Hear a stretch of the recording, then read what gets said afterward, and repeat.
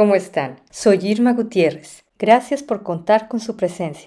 ¿Sabían que el asma del cura Vivaldi lo liberaría de ofrecer misas? Les platicaré de ello mientras dibujo. Dedicado a Melissa González.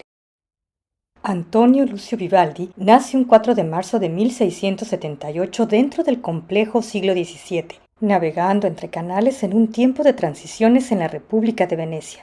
Hijo primogénito de 6, quizás 9 hermanos de Giovanni Battista, antiguo peluquero y posterior violinista profesional con Camila Calocchio, hija de un sastre.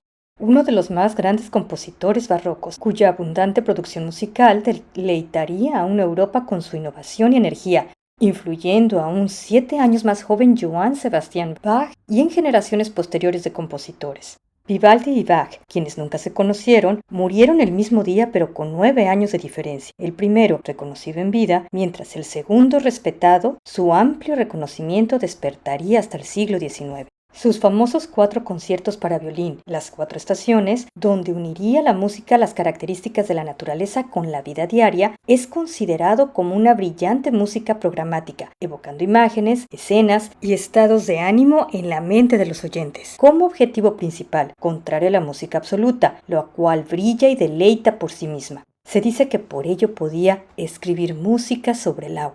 Compositor, violinista, profesor, empresario como gestor de producciones operísticas, finanzas y contratación de músicos en un traje de sacerdote católico por el cual sería llamado il prete rosso o el cura rojo por el color rojizo de su cabello que solía ocultar con una peluca blanca en pos de la moda de pelucas ranciamente empolvadas del siglo XVIII. Ridículo símbolo de estatus y elegancia más allá de ocultar calvicie y proteger la cabeza del frío invernal, objeto de deseo entre el clero y la nobleza barroca. El siglo XVII, siglo de oro, siglo del barroco o edad moderna, se develaría a la serenísima República Veneciana en claroscuros sumergidos por guerras y conflictos bélicos, como la guerra de Candía contra el Imperio Otomano, marcando el declive de su poder comercial. Sin embargo, resiliente, permanecería su renombre como centro cultural, donde la música, el arte y la arquitectura se movían en el vaivén de las aguas de sus legendarios canales. Fue una época de transición social y cultural que redibujaría el futuro de Europa, con la coronación imperante de monarquías absolutas como Luis XIV de Francia, cuyo reinado vería nacer el Palacio de Versalles, aunado a otros factores desencadenando una nueva forma de pensar a través de la racionalización y experimentación.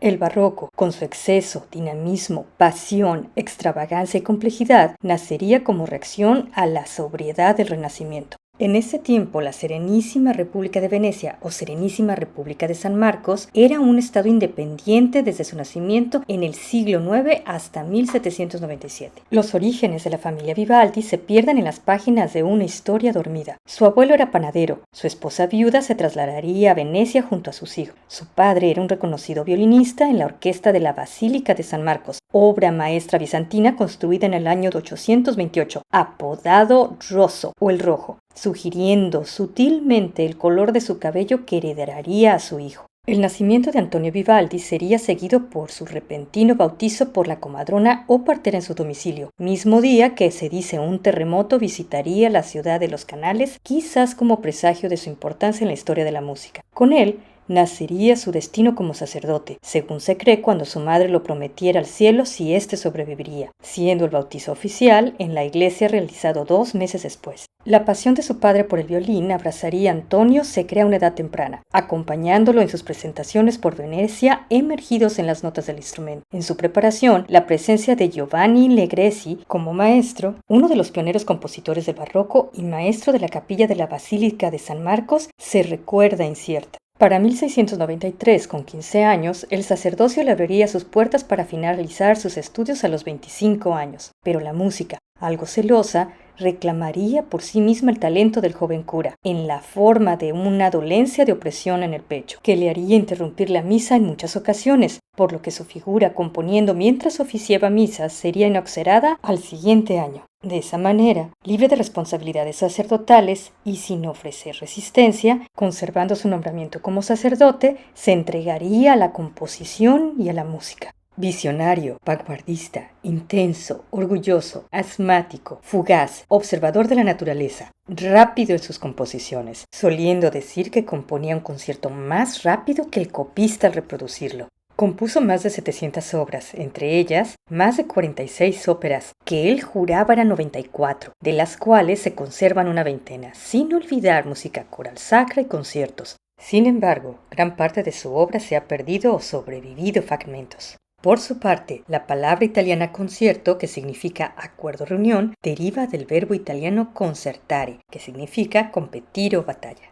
Revolucionaría este género musical popular en su tiempo en su estructura rítmica, como la división en 3 movimientos estándar del concierto clásico: rápido, lento, rápido, transformando el concierto grosso, donde un grupo de solistas músicos interactuaban con el resto de la orquesta, en el concierto per soli, permitiendo sobresalir el virtuosismo del solista en una especie de diálogo o balance de fuerza. Ese mismo año de 1703, con 25 años, entraría al Ospedale de la Pietà, o el Hospicio de la Piedad, como maestro de violín, convirtiéndose más adelante maestro de coro y director musical. Ahí vería nacer la mayor parte de sus reconocidas obras por los siguientes 30 años. Era una institución de caridad que ejercía como convento, orfanato, hospicio y escuela de música en Venecia, mayormente activo en los siglos XVII y XVIII, que recibía niñas abandonadas y huérfanos, que eran introducidos secretamente por la noche al edificio a través de una escafeta, una ventana solitaria, discreta y oscura. A aquellos bebés o infantes abandonados eran llamados expósitos. En él, los niños aprenderían un oficio para abandonar el lugar a los 15 años, mientras la suerte de las huérfanas era definida por su talento musical, formando parte de la orquesta de señoritas del hospicio o las hijas del coro, permaneciendo en el recinto, liberándolas de un limitado destino como esposas, criadas o monjas, convirtiéndolas además en estrellas con una codiciada vida.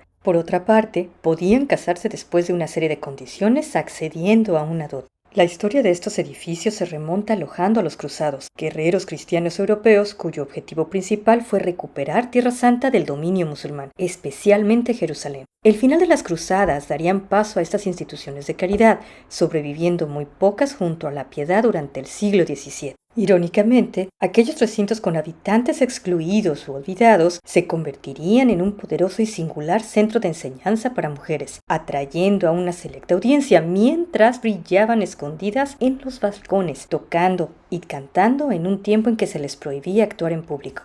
La presencia y ausencia alternada de Vivaldi por la hostil relación con la administración del hospicio, cuya permanencia en el recinto pendía del voto de unos pocos, desvalorizándolo cada año solo para extrañarlo más adelante, comprendiendo su importancia en un milagroso voto unánime. Era un claro contraste en el impacto de la vida de las huérfanas, ganando gran reputación gracias a su talento, convirtiéndose algunas en virtuosas violinistas y admiradas compositoras, ganando reconocimiento internacional. La publicación en 1714 de La Extravaganza lo dedicaría a su antiguo estudiante de violín, el noble Víctor Delfín. 4 años más tarde iniciaría una serie de viajes. El naciente siglo XVIII coronaría el triunfo de la ópera como el mayor entretenimiento musical en Venecia, que no pasaría desapercibido por el bolsillo de Vivaldi. Su primera ópera, Ottone in Villa, se presentaría en 1713. El año siguiente lo contrataría como empresario del Teatro de San Angelo en una conservadora Venecia aristocrática, rechazando su ópera para clausurarla un par de semanas más adelante. Pero en 1715, complacido por su arduo trabajo, aplaudiría el éxito de su siguiente propuesta. Visionario, fuera de su tiempo, su cuarta ópera sería castigada ahora por la censura debido a su audacia. El personaje femenino principal se enamoraba de otra mujer disfrazada por un hombre en Arsilda, Regina di Ponto. Fue hasta el siguiente año de 1716 que despidiera la censura, logrando con ello su presentación e inevitable éxito. Por ese tiempo, nacerían importantes obras sacras, en cargo del ahora completamente convencido hospicio en el talento del Padre Rojo. Giuditta Triunfans, cantadas por las huérfanas de la institución. Le seguirían otras óperas representándose por toda Italia. Sin embargo, su prestigio le llevaría a Mantua entre 1717 y 1718, como maestro de capilla de la corte de Felipe Hesse-Darmstadt por 3 años, presentándole en forma de destino a Anna Giraud, quien se convertiría en su alumna favorita y, mejor aún, su amante, según se cree, por lo que sería censurado por una casta iglesia años más tarde. Mantua, además de develarle a Ana, se cree le inspiraría a crear en las 4 estaciones, donde sonidos de flora, fauna y la actividad humana se entretejían armoniosamente. Todo un golpe de originalidad. El concierto de la primavera, donde asoma parte de una sinfonía de su ópera anterior, Il Gustino, es en realidad junto a otros 3 parte de 12 conciertos titulados La prueba de la armonía y la invención, reflejando el gusto de Vivaldi por títulos descriptivos, dirigiendo hacia el público a reconocer escenas y estados de ánimo que su música evocaba.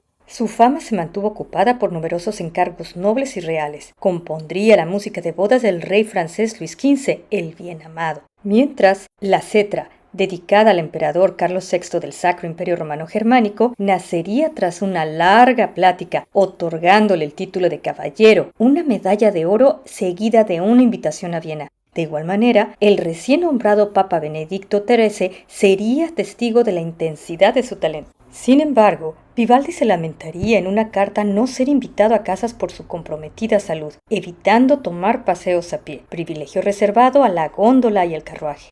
Sin embargo, el paso del tiempo y una rica sociedad hambrienta de modernidad apagarían el interés por su obra, arrinconándolo a penurias económicas, donde el olvido y la escasez acogían a otros compositores contemporáneos durante sus últimos años. Desde las obras de la escasez, Vivaldi se vería forzado para viajar a Viena a vender una cuantiosa cantidad de sus manuscritos por limosnas, mientras el resto las llevaría con él. Situación similar compartida con otro gran compositor mexicano de principios del siglo XX, Juventino Rosas, al vender su vals Sobre las olas, considerado el segundo más hermoso del mundo.